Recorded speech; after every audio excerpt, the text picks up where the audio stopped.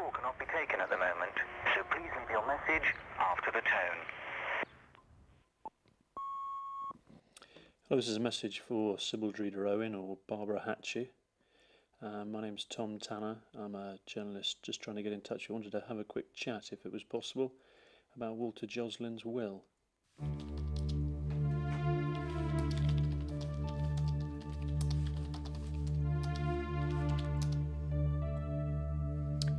Well, Walter Joslin, he was a retired civil servant living in Hampstead, a very well educated Cambridge man. Everyone thought, had left a will half to the church and half to his nephew.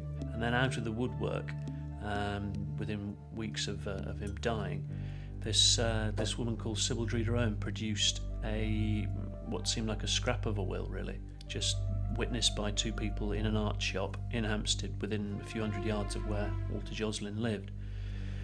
And in it, Walter Joslin made Sybil his executrix and left all his worldly possessions. People thought it would probably total about 400,000, including his nice house in Hampstead, to Barbara, Sybil's daughter.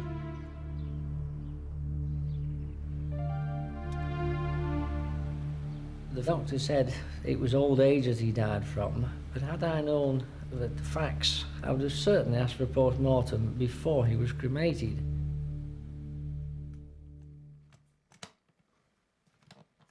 The last time I physically saw my uncle was when I came down to his wife's funeral, which was a couple of years previously, but we did actually keep in touch via telephone, certainly once a week to make sure everything was all right, feelings him because of his age.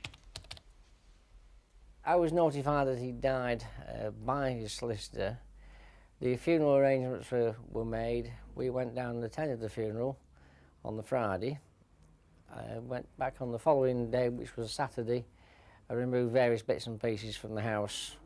By arrangement, it was all cut and dried and agreed that we could actually take the items away with us. Approximately a week later, we were then contacted to say that there was a problem with the will, and as far as another one with a later date from Dreeder-Owen had surfaced. It was a manuscript will with what appeared to be Mr. Joslin's signature on it, although the rest of it could well have been in a different handwriting. I was consulted by St. Mary's Church on behalf of the church and Mr. Ainley too, to advise whether there was anything could be done on behalf of the church to try to overcome what appeared to be a very difficult situation, because everyone at the church, and Mr. Ainley too, felt very strongly that this will, the manuscript will, which had been produced by Mrs. Dreeder-Owen, did not reflect Mr. Joslin's true intentions. If he'd fallen out with me, he would have possibly cut me out of the will, but he wouldn't have cut the church out. Or vice versa, he'd fallen out with the church, he'd have cut them out and left me in. But to cut both of you out and give it all to somebody else, which is virtually a total stranger, which has been on the scene probably 18 months, is very, very much out of character.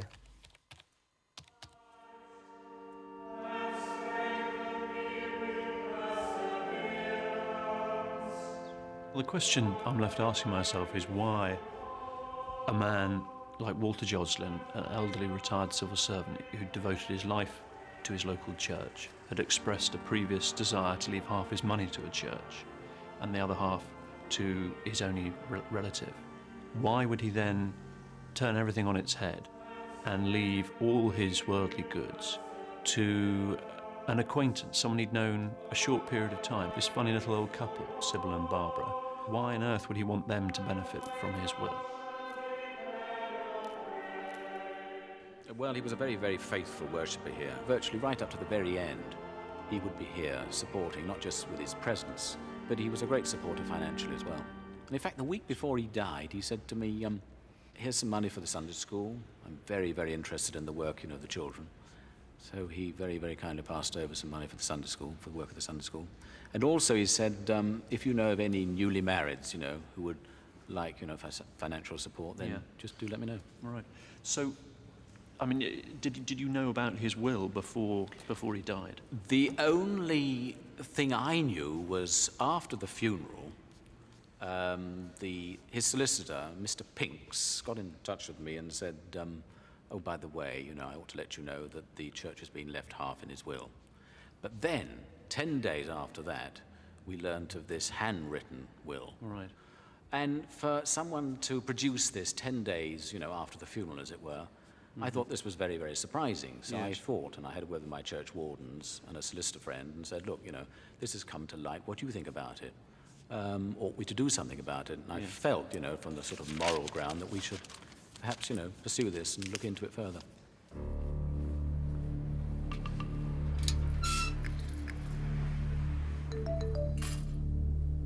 Walter Joslin always consulted a lawyer over any legal matter. When his wife died, he made out a new will through his solicitor in favour of the church and his nephew. So why this scrappy amateur will? What did Sybil do for Walter that caused him to change the habits of a lifetime? What kind of a man was Walter? The thing I would single out first and foremost was his intelligence, I think. He was a very bright man, very interested, very witty. But above all, a man of great integrity, very precise in his dealings. So when did this other woman, Sybil Dreeder, when did she first turn up? When were you first aware about her? Well, after Mr. Joslin's wife died, he told me he had this woman he'd met who said she was a writer like him and she was coming to coffee. And I wasn't to be worried. She looked like a red, muffled up pillar box. And is that how you described her or he described her? No, how he described her. And when I saw her, I knew exactly what he meant. She had a red coat and a muffler on, and she looked like a walking pillar box. And he gave her coffee, and he offered her a biscuit, and she put the whole packet in her handbag. He related this to me later in the day. Yeah. And he was amused. I was immediately a bit worried. I remember an occasion when he said to me that he had always assumed that they had not, I think his words would be, two halfpennies to rub together, because that was how they presented themselves. But in fact, he discovered that they had supposedly means. He told me that they had their house in Hampstead and one down on the south coast.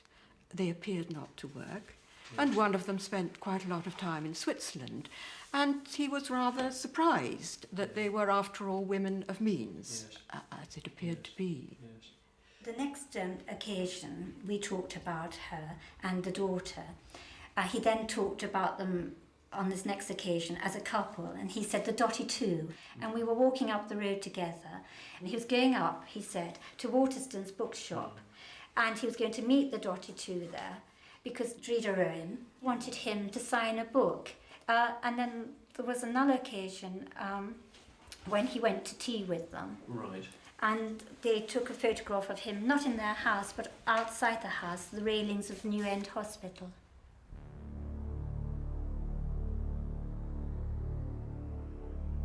I carefully laid the will out on the table. If you put a photograph which was found in the house of him and her together, he would actually sit directly above the signature on the piece of the paper. Now that falls into exactly what I thought originally, that the photograph had been put on top of the paper and he'd signed it underneath as who it was in the photograph, and then somebody very carefully filled in the details afterwards around it, which obviously is very, very hard to prove otherwise. Well, this is the very will that is called into question. Looking at it, it's a flimsy piece of paper. The actual body of the will, which amounts to, what, about 7 lines, fails to actually mention the name of Walter Joslin. His name only appears right at the end when he signs it.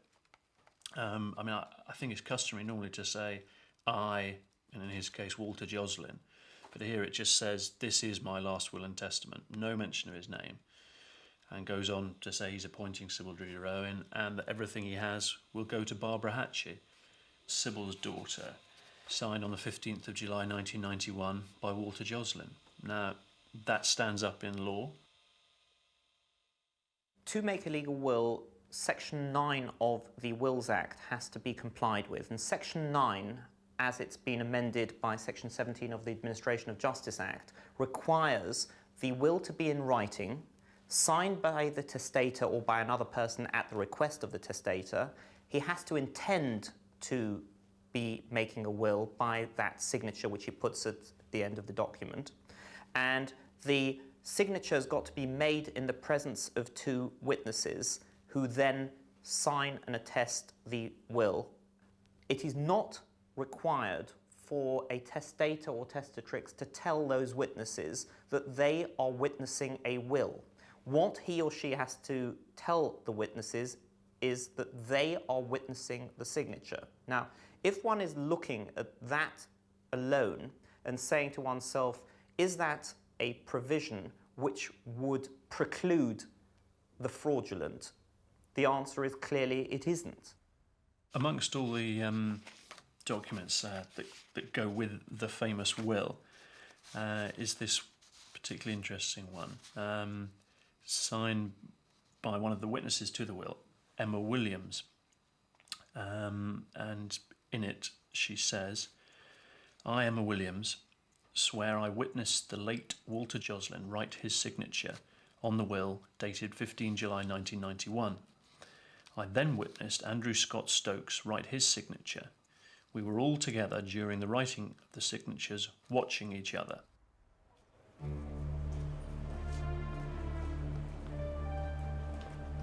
Sybil and Walter came into the shop. He took out a pile of papers out of his pocket, proceeded to take out his pen and write the will. He gave us the piece of paper, we looked at it, signed our names and addresses to say that we were there when he wrote it and everything.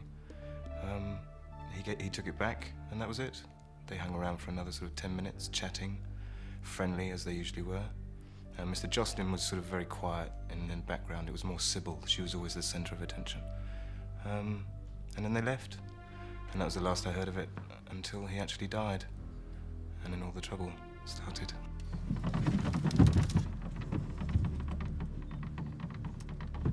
The story is that Dreda Owing said that she took him to the art shop on the 15th of July, which was a Monday. Now, I was away on holiday that week.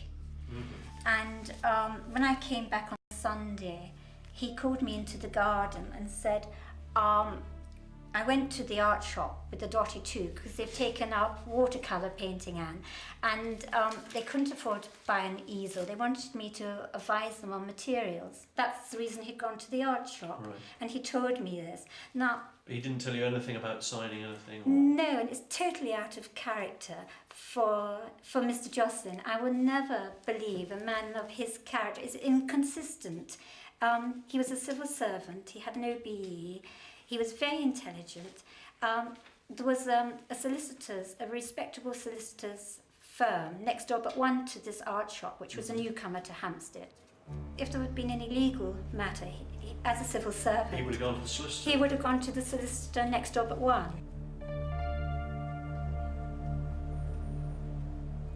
When he was doing what he was doing, it wasn't quite clear as to whether he was giving us the paper he'd just written or what. You know, it was all shuffling and Sybil was the centre of attention, like I said. So we're focusing on this little old lady who demands your attention all the time.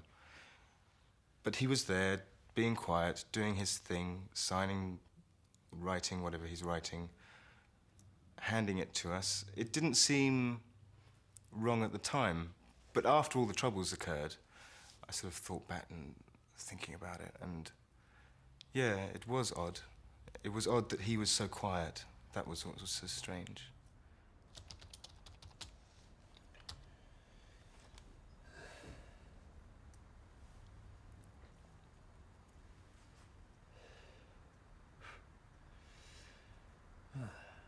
Sybil and Walter. Walter and Sybil. Strange couple. Maybe he did love her. Oh no, definitely not. They were mere acquaintances. But she said there was, and produced this Valentine poem that he was meant to have written. And it's awfully crash. It starts, Sybil, Sybil, Sybil, whichever way you spell it. The name is forever sweet, as is the face that owns it, the mouth, the head, the feet. I don't think I can read you anymore, but the last verse, the last verse ends, and all I have is yours, and all you has is mine, and I'm your dear, dear Walter, and you are my Valentine. Well, he was a Cambridge graduate. He wouldn't have made a grammatical error like that. I would not say by the way they were together that they were in love, but they did hold hands. So there was something between them. Whether she was holding his hand, you know, I'm holding his hand, or whether they were holding hands together, God knows. You couldn't tell. But they held hands. I think one of the last conversations I had with him, when he again referred to them, and he said, "They're not as daft as I thought they were." And he said this with a sort of grimness. And I held back, not wanting to intrude, but waiting for him to add to this. And maybe he held back, waiting for me to say, "Oh, why do you think that?" And so the conversation got no further. But it stuck in my mind.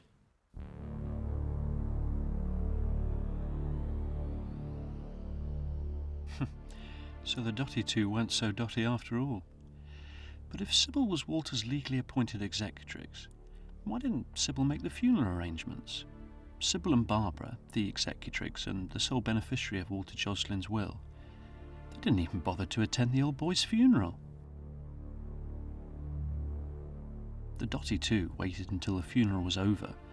Then up popped Sybil, waving the handwritten will. Peter Ainley was about to lose his uncle's legacy. Unfortunately, we had to settle the case out of court. We were having to pay for our own costs, and Dreda Owen was on legal aid. It was just the financial side that forced us into a corner. We had no option but to actually agree to let her take the will. It was just becoming impossible to actually carry on and continue paying out on the off chance that we might not win the case when it went to court. Shortly after the case was settled and the order confirming the settlement was drawn up, I was contacted by a journalist who informed me that he was writing an article about Mrs. Dreda Owen, and he wanted some information about her, from my point of view, in relation to the late Mr. Joslin's estate. I gave him the information, and he in turn provided me with a lot more information that he'd dug up from various previous newspaper reports, from which it was quite clear that she had been involved in similar ventures in the past. There was sex, there was money, there was death, and there was mystery. I mean, probably the only thing missing for a good story was a royal. I mean, there was everything else there, everything. Blonde on Telephone Vanishes by the Daily Sketch Crime Squad, 1955. Mrs. Sybil Owen, 36-year-old blonde concert pianist whose help 3 detectives are seeking in the Lonely Men marriage riddle, phoned Scotland Yard yesterday. Excitedly, she spoke to Detective Superintendent Bert Sparks from a call box in central London. He talked to her till a police car could be summoned, but before it could reach her, she put down the receiver and vanished. If we go back to 1970, she befriended, I think that's probably the best word to use, the Reverend Thomas Casperts, and from him, from his will, managed to claim in today's terms 100,000. Then a couple of years later, the writer L.P. Hartley, who was a well-known homosexual, she claimed that he'd fathered her child, challenged his will, actually unsuccessfully in that case, but nevertheless she tried her hand there. And then in the 80s, Bodkin Adams, she got 53,000 out of him. I mean, it's very apparent if you look back that there is a pattern of behaviour here. This old woman befriending elderly men.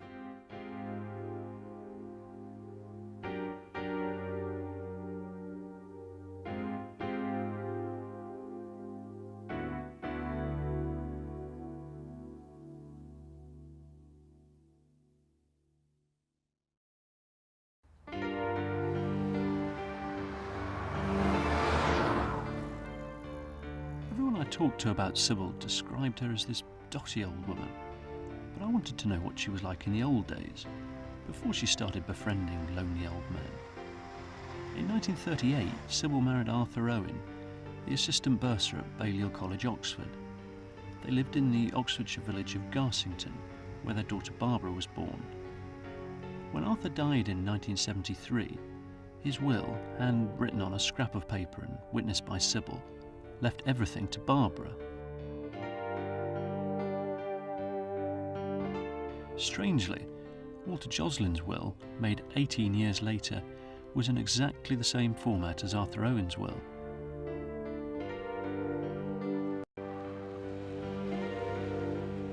Arthur Owen was well known in the village. He was secretary of Garsington Sports Club and enjoyed a beer in the local pub. Would you say that Sybil and Arthur lived as man and wife, or were there sort of things? No, they were very much apart when they were living here, yeah. Because Arthur had a room, the back bedroom, and that was.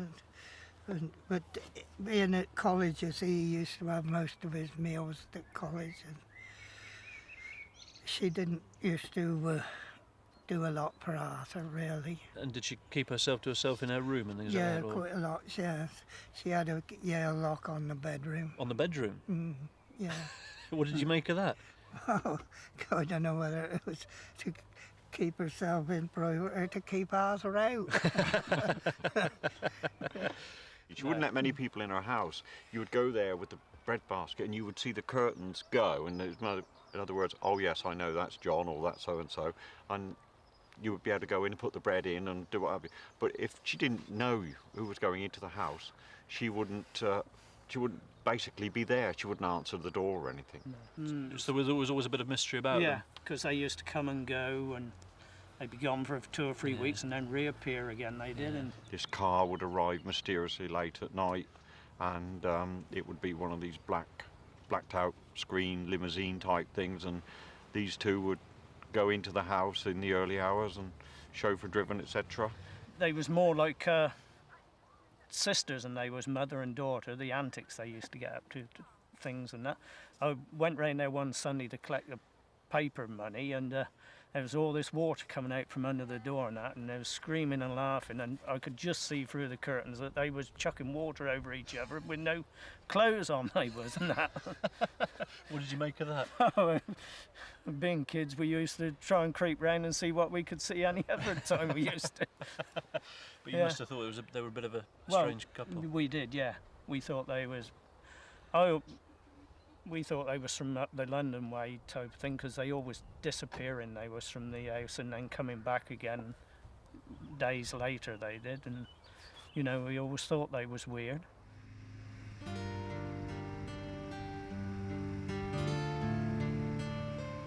The most ironic story, which involves Sybil Dreeder Owen, is her involvement with Bodkin Adam, infamous man.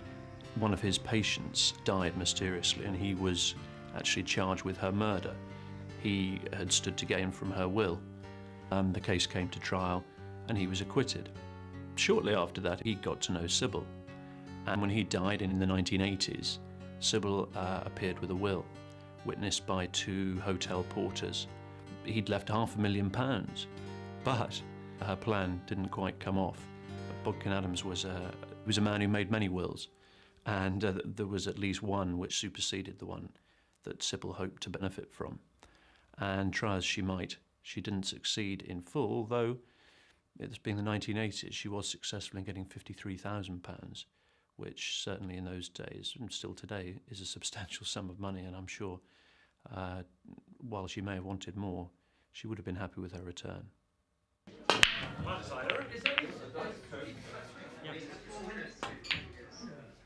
Sybil was still living in Garsington in the early 1970s when she latched on to the 90-year-old Reverend Thomas Caspert. When 2 delivery men arrived in Garsington with the Reverend's new electric oven, they were greeted by Sybil. We were delivering a cooker into a reverend gentleman in Southend in Garsington, and we were let in by a woman who either told us or we by her mannerisms, believed she was the housekeeper there. She said, when we finished, the Reverend would like to see us. So we finished, went through, and there was an elderly gentleman sat by the bed in his pyjamas at a little writing table. And we were told that he would like us to witness his signature to a will. The will was laid on the table, folded, and we watched him put his signature to it, and then signed it ourselves to say we'd seen what he'd done. And heard no more about it until, it must have been 20 years ago. I was at work and we had a phone call, and I remember as clear as a bell to this day a shout going across the works. There's a Detective Inspector Aggott of New Scotland Yard on the phone, wants a word with you. I mean, a bit alarming when you get a phone call like that. I spoke with him, and it was to do with the will.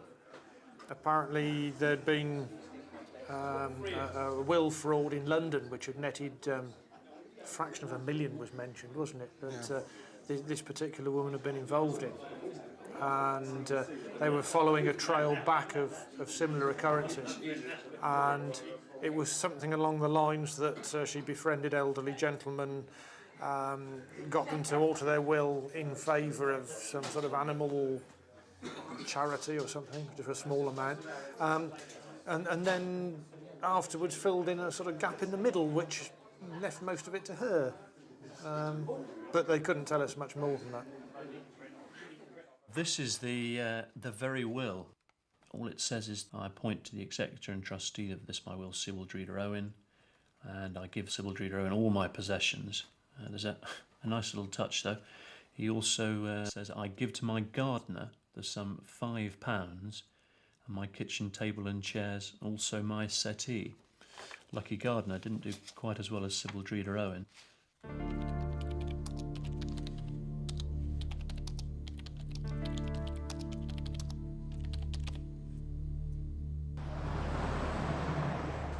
Well, it was just down here in Heath Street that I met Sybil Dreeder Owen, and it followed a telephone call that she'd made to my home.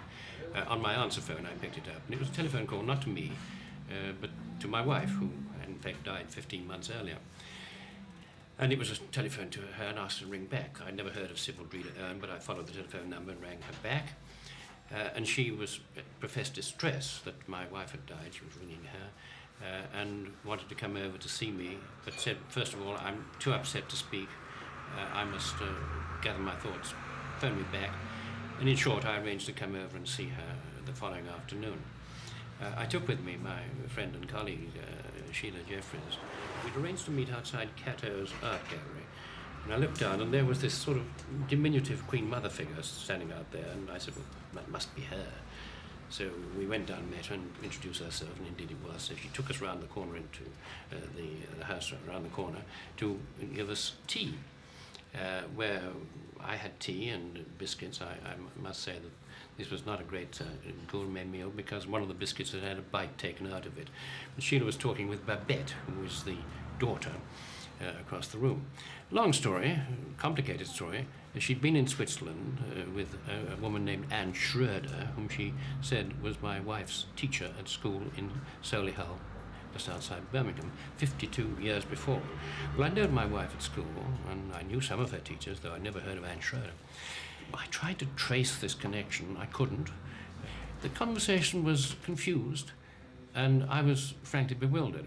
In fact, I think it's most easily summed up by a note that actually Sheila put in her diary that evening. And perhaps, Sheila, you could read that. It would just sum it all up. Well, this is just a note which I regularly keep of events of the day. And it says that after lunch, Henry and I went to Hampstead to meet a strange lady, Sybil Dreeder Owen, who has been telephoning Henry with claims to know Sylvia. We met her outside the Catto Gallery and went to her cottage in New End. Her daughter, Babette, was there, and both were completely indecipherable. All a total mystery. Unconnected babble about an 80-year-old person in Switzerland, Anne Schroeder, who last saw Sylvia 52 years ago. Babette was more odd than Sybil. and we didn't see the Swiss schoolboy's son. Henry took tea, I didn't. We've searched back through the archives, right back to 1930 in fact, and there is no record whatsoever of a teacher called Anne Schroeder. Okay, thanks very much. She never taught at Malvern Hall School. I don't know. She could have picked up the name from the obituary notice, though it would not have included my wife's maiden name. She could have followed it to news items and from Who's Who from my career, so I could be identified as what I was, an ex-civil servant. But I didn't follow that through at the time. Sylvia's maiden name's in Who's Who. Ah, I'm sorry, yes, Sheila's quite right. Sylvia's maiden name is in Who's Who. And also where we were born, where we were educated. Therefore, QED, she could have followed it backwards from there. How she would do that, I don't know. Whether she did that, I don't know. James. Where are we? Thomas, Philip. Oh, Henry James. Born 1919. Married Sylvia Mary Bickle. Died 1989. Educated King Edward VI School, Birmingham. And entered the civil service in 1938. Oh, an address and telephone number as well.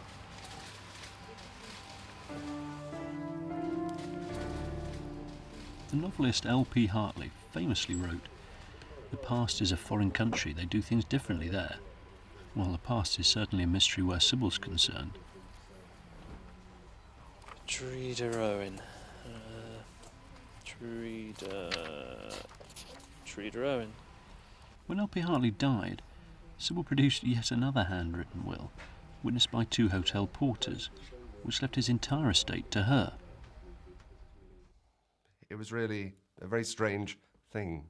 It was shortly after L.P. Hartley died that this woman came and knocked on the door of his old family home and said that she had assigned a document in which L.P. Hartley had left her his entire world, really. She brought along with her a child and a priest. While Mrs.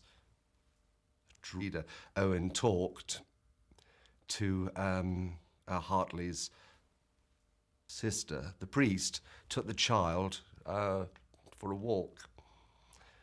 It was a very dark morning, and they were gone, I suppose, round the grounds for about half an hour. And it started to pour.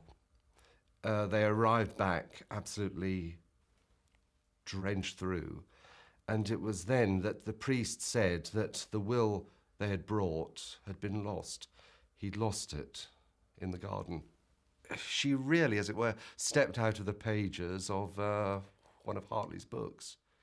One of his last books, indeed, the very last one was this book. And it's very odd, isn't it, that its whole central theme is about hills. I just treat her with a contempt, to be quite honest. I think she's a con artist that goes around literally setting up people that she thinks are on their own with literally no relatives or relatives that can't be traced and claim the money. I came out up front with her. I said, look, Sybil, you know, if this is a scam, let me know at least, because I might be getting myself into trouble legally here by swearing that I saw you do something that didn't happen. You know, what is going on here? Tell me, I'm all right. I won't let you, you know, I won't tell anyone. But you can never pin her down on it. She would go, oh, no, Mr. Justin and I were great friends. You know, we had loved each other for a long time, and the church is just greedy, da-da-da, and go off into a story about her father, the bishop, da-da-da-da-da. So, no, you could never really pin her down on it.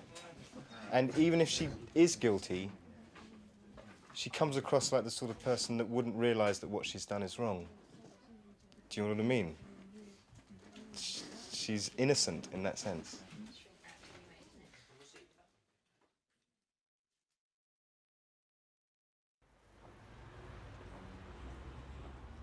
Very, very curiously, Walter Joslin actually left 2 wills involving Sybil Dreeder Owen.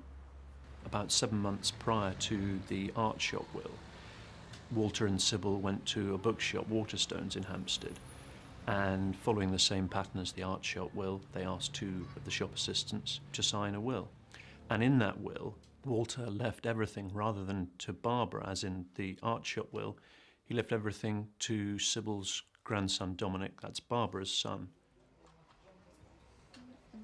Sybil came in with this very frail-looking old gentleman who was dressed, like a professor, really, and said, "Oh, Randa, this is Walter's. He's going to sign a book," or something about signing a book. I said, "Well, what do you don't just sign books here. You have to be booked in, have an evening, and all this stuff." And then she said, "Now, first of all, dear, can you get him a stool, please? The old gentleman needs a stool." So I got him a stool. And he sat down, and I went back to doing what I was doing the till and things. She came over with him, and he pulled out a piece of paper from a very thin black plastic thing, holder, whatever. And she said, "Right, he said, she said, will you be witnesses to this will, please?" And he signed his name. And Steve was there, my friend, my sister, the guy I work with.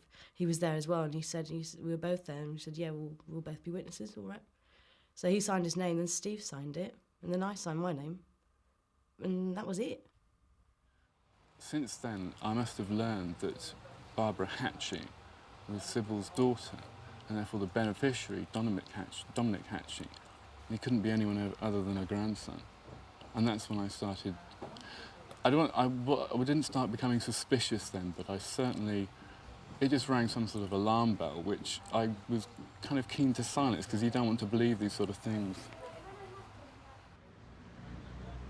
In both the art shop and the bookshop, there's the impression that Walter was subjected to a certain amount of undue influence. The impression of a frail old man being led, being encouraged to sign a piece of paper in slightly uncomfortable, unusual circumstances. Apparently, his eyesight was so bad that without his glasses, he wouldn't have known what he was signing anyway. Did he really know what he was doing? He didn't speak. He didn't speak. He seemed a very, very frail old man. Just grinned. He seemed to stop me as being extremely frail. And Sybil had to sort of take him around, if you know what I mean. She seemed to be like chaperoning him around. At the time, I thought he was just very old and perhaps a little bit gone.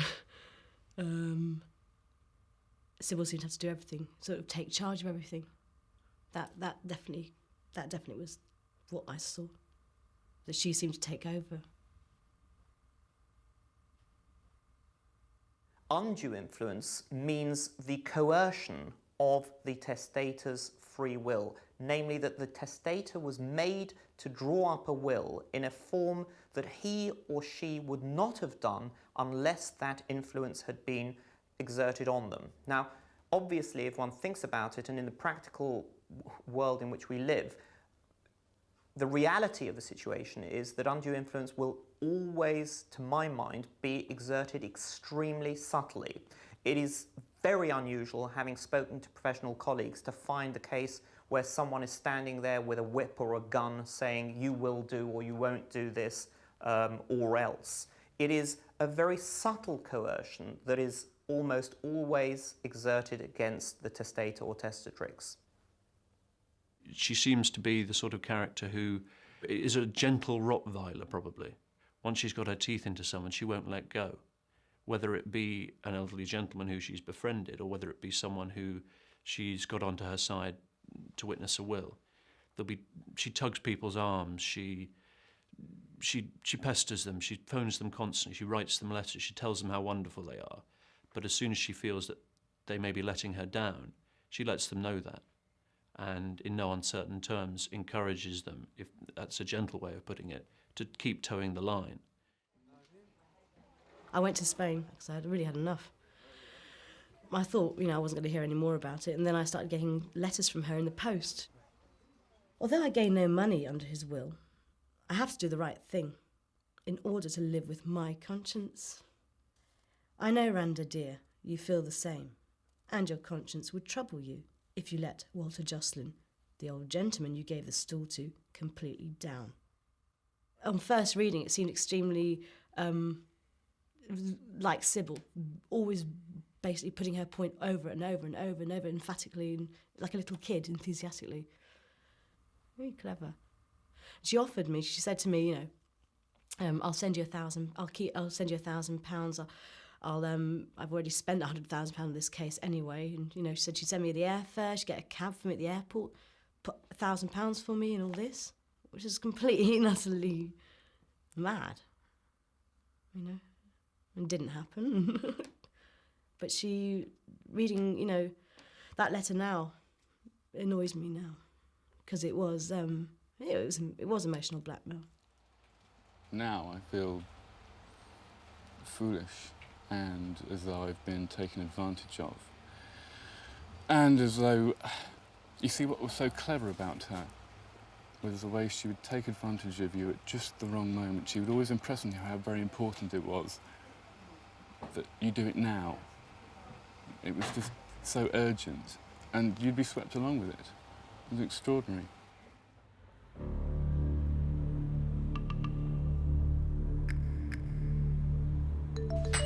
It was always a bit of a hassle, having to do things for her, like phone people up for her and stuff. But in Hampstead, it's not unusual to do this for people. Once a little dotty old lady who needs help. I mean, you feel sorry for her. She's like a vulnerable little old lady.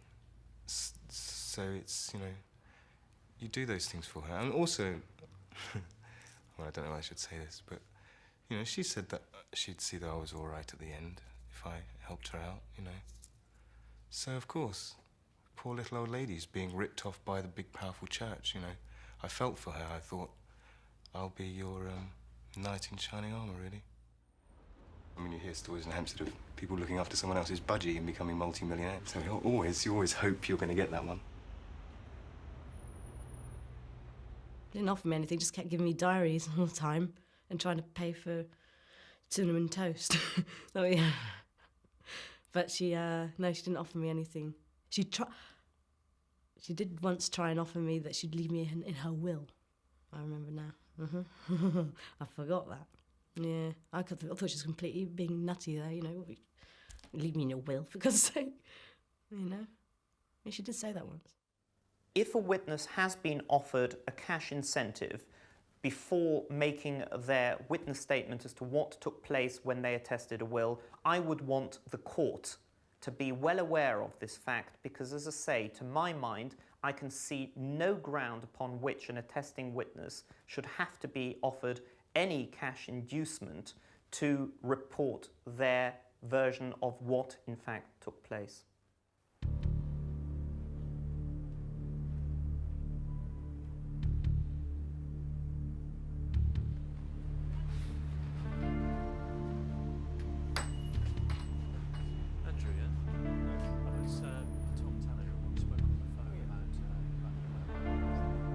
I just wanted to check with you that was the real thing. Is that the one? Yes, that's it. I remember it well. Were you promised anything if you did sign it? At first, no. It was purely, I was doing them a favour. After Mr. Jocelyn had died and the troubles all sort of started, Sybil used to sort of promise me a sweetness to sort of make sure I stay on her side and don't become hostile witness. What do you mean by sweetness?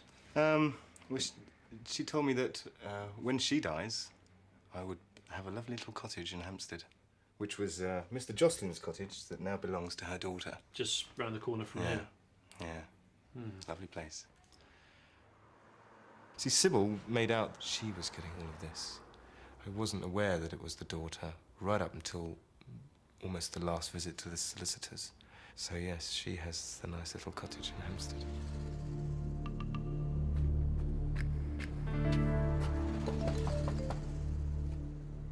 Despite having inherited Walter's nice little cottage, Barbara appears not to have moved in. Hello?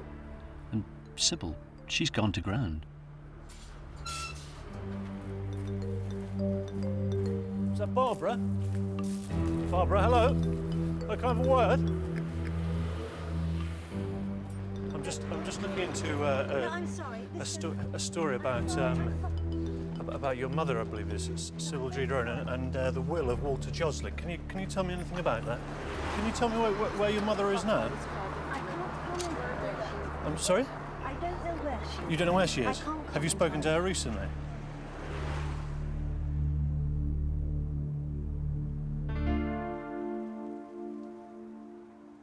I have not seen hide nor hair of Sybil since the case is finished, and my attempts to contact her have failed completely. Either someone answers the phone, they hear my voice, and then it's put down, or letters are not returned, knock on the door, there's someone in, but they don't answer the door, you know. She has used me. She's used me to get what she wanted. And she used me as saying that I was her dear friend, which is completely and utter lie. And I actually believed, I thought she was just a batty old woman, but she's not. She's very clever, I think.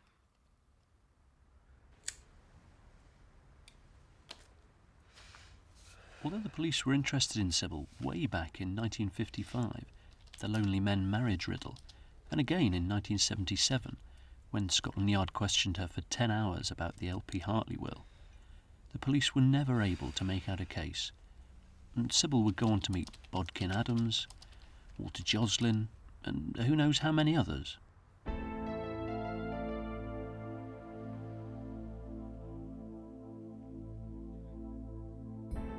Peter Ainley, understandably, feels very bitter about his lost inheritance, and he's asking Scotland Yard to reopen the case and investigate Sybil. Anyone who benefits from a disputed will, the odds-on gamble they are taking is that the best witness, the person who can tell us exactly the story of who they meant to give their money to and why, is dead. In all these cases, they are unfortunately dead. They can't tell us what really happened.